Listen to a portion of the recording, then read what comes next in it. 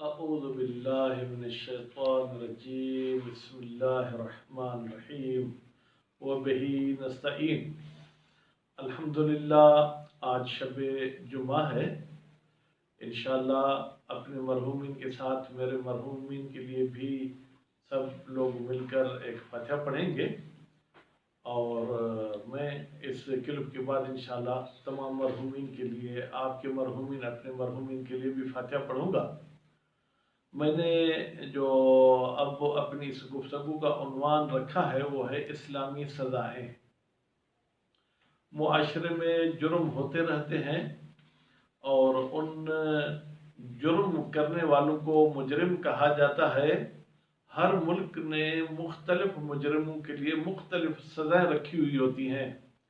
इस्लाम ने मुजरिमों के लिए क्या सज़ाएँ रखी हैं, इंशाअल्लाह ये मैं कोशिश करूँगा कि इस मौजू पे गुफ्तगू बहुत ही कम की जाती है मेरे ख्याल में।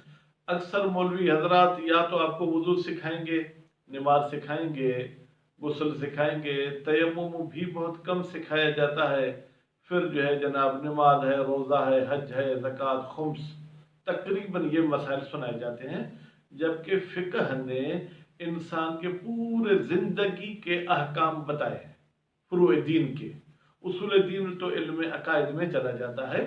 तो इस हवाले से ये जो मौजू है इस्लामी सज़ाएँ, इस मौजू पे बहुत कम उलमा बात करते हैं। जबकि हमारे मदारस में एक किताब पढ़ाई जाती है जिस किताब का नाम है शरह लुमआ। वो आज से 5 सदियाँ पहले लिखी गई थी और वो हम पढ़ाते हैं, हमारे तुल्लाब भी पढ़ते हैं, लेकिन वो इल्म तकरीबन हम मौलवियों तक महदूद रहता है। तो मेरी रिक्वेस्ट आप लोगों से ये है, जो भी बरादरान और खाहरान ये मेरी गुफ्तगू सुन रहे हैं, ये जो मैं अभी अहकाम आपको बताऊंगा ये आपकी सिर्फ और सिर्फ मालूमात बढ़ाने के लिए बताऊंगा। अमल इस पर आप लोग न करें, अमल इस पर जो है क्या कोई भी नहीं करे। हर एक अपने मुजतहिद और मर्जा के फतवा के मुताबिक अमल करे। इसमें एक मोटे कुल्ली उसूल है जो मैं आपके सामने पेश करूंगा। तो अब वो हमारे बाब, वो हमारी किताबें जो इस इस्लामी सज़ाओं के साथ रब्त रखती हैं, वो पहले मैं आपकी खिदमत में उनके नाम बता दूं। किताबुल क़ज़ा, जिसमें कज़ावत के बारे में बताया जाता है कि जो फैसला करता है, जो कादी साहब है, उसके क्या शराइत हैं, कैसे उसको जो है क्या है लोगों के साथ आमना सामना करना चाहिए, कैसे जो है क्या उनकी शिकायत सुने, कैसे उस शिकायत को हल करे। तो एक हमारे पास मुस्तकिल किताब क़ज़ा है जिस पर भी अगर कोई बंदा बोलना चाहे तो उस पर भी कई सारी किल्पें बन सकती हैं। ये पहली किताब या पहला बाब। दूसरा बाब जो है वो है बाबु शहादात, गवाहियों का बाब। शहादात जमा है शहादत उनकी। शहादत का मतलब वो अपना उर्दू सिंधी वाला नहीं है कि कोई राह खुदा में कत्ल हो जाए तो उसको भी हम शहीद कहते हैं, ठीक है। लेकिन इस्लामी इस्लामी शहीद और शहादत जो है क्या है जनाब, ये गवाह, शहीद पे मना गवाह, शहादत पे मना गवाही है। कुरान मजीद में भी जो राह खुदा में कत्ल हो जाते हैं तो उनको कत्ल फी सबीलिल्लाह तो कहा जाता है, मकतूल फी सबीलिल्लाह। लेकिन शहीद का लफ्ज़ जिसको हम उर्दू में शहीद कहते हैं, वो कुरान मजीद में कहीं शहीद मकतूल फी सबीलिल्लाह वाले के लिए लफ्ज़ नहीं कहा गया।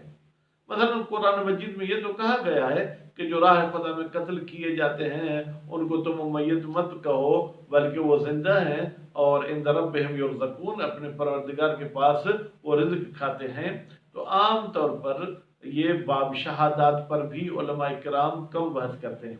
गवाहियाँ, कौन सा जुर्म है जिसमें 2 गवाहियाँ होनी चाहिए, कौन सा जुर्म है जिसमें 4 गवाहियाँ होनी चाहिए, कौन सा जुर्म है जिसमें सिर्फ मर्द गवाह होने चाहिए, कौन सा जुर्म है जिसमें औरतें भी गवाही दे सकती हैं। तो बहरहाल ये भी एक बाब इसी इस्लामी सज़ाओं के साथ मरबूत है।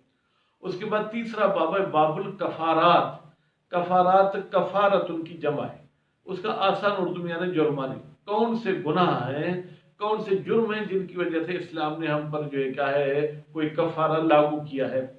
मसलन अगर कोई शख्स किसी को कत्ल करता है तो इस्लाम कहता है कि कफ़ारा ये है कि 2 महीने रोज़े रखो, या जो है 60 मिस्कीन को खाना खिलाओ, या एक अब्द आज़ाद करो।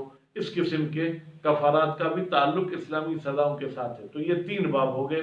چوتھا باب ہے کتاب الحدود، حدود یعنی سزائیں۔ اچھا، تو یہ ان سزاؤں کو کہتا ہے جو شریعت نے جرموں کے لیے معین کی ہیں۔